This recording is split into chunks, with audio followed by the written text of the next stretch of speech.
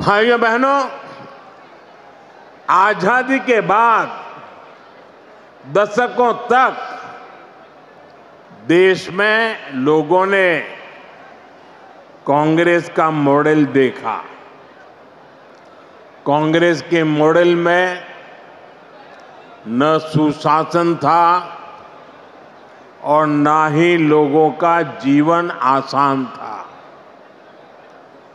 विकास परियोजनाओं को अटकाना, लटकाना, भटकाना, घनघोर करप्शन, यही कांग्रेस के विकास मॉडल की पहचान थी। अब देश पिछले कुछ वर्षों से व्यापक तौर पर बीजेपी का विकास का मॉडल देख रहा है। बीते दशक में देश के कई राज्य ऐसे हैं जहां पहली बार भाजपा की सरकारें बनी है। इन राज्यों में सिर्फ सरकार नहीं बदली, बल्कि सामाजिक और आर्थिक परिवर्तन का भी नया दौर शुरू हुआ है। मैं आपको पूर्वी भारत के ही उदाहरण देकर के समझाना चाहता हूं। मैं एक उदाहरण देता हूं असम का। असम में एक दशक पहले तक स्थितियां बहुत खराब थी।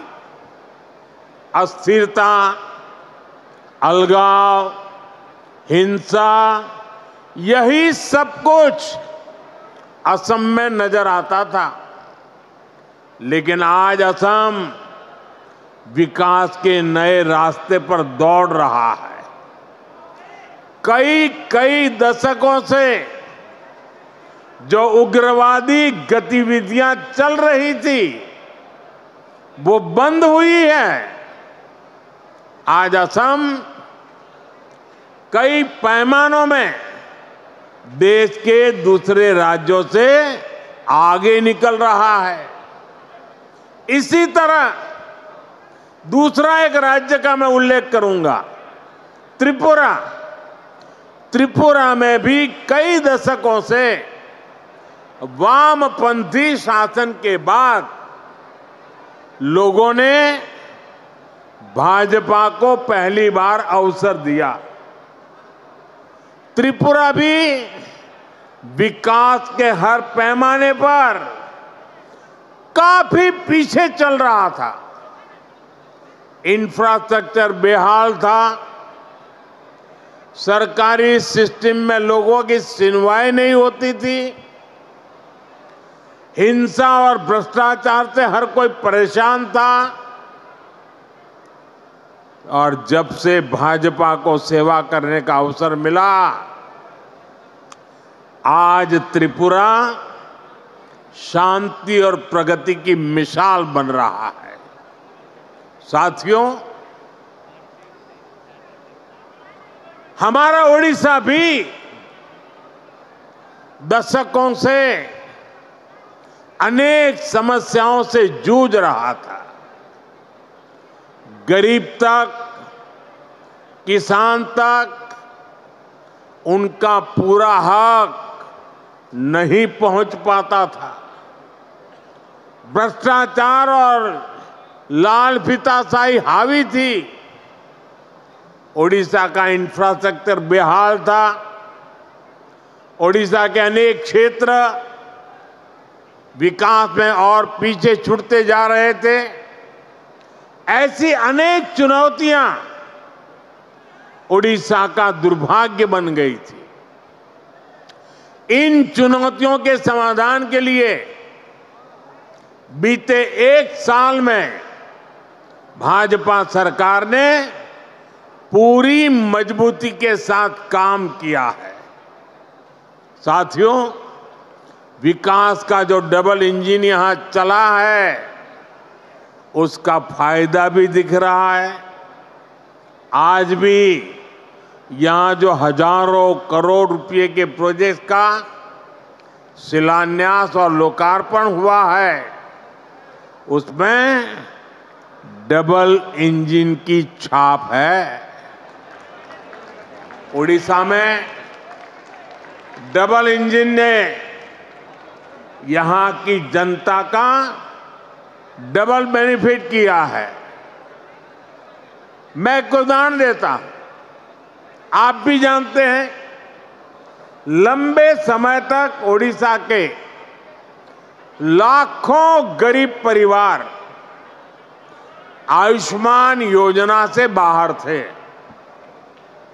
आज आयुष्मान भारत जन आरोग्य योजना और गोपबंधु जन आरोग्य योजना, दोनों इंजन यहां चल रहे हैं।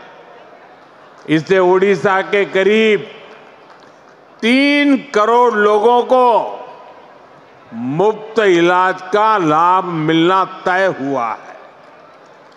और सिर्फ उड़ीसा के अस्पतालों में ही नहीं, बल्कि अगर देश के दूसरे राज्यों में भी यहां से कोई काम करने गया है तो वहां भी जरूरत पड़ने पर उसको मुफ्त इलाज मिलना शुरू हुआ है।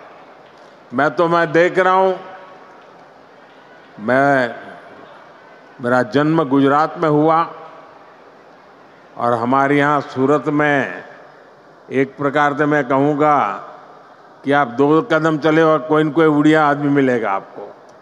इतने उड़ीसा के लोग सूरत में रहते हैं। अब इस योजना का लाभ सूरत में रहने वाले मेरे उड़ीसा के भाई बहनों को भी मिलेगा। अभी तक उड़ीसा के जिन 2 लाख लोगों का इलाज इस योजना के तहत हुआ है, उसमें अनेकों लोगों ने देश के 1 दर्जन से ज्यादा राज्यों में मुफ्त इलाज पाया है।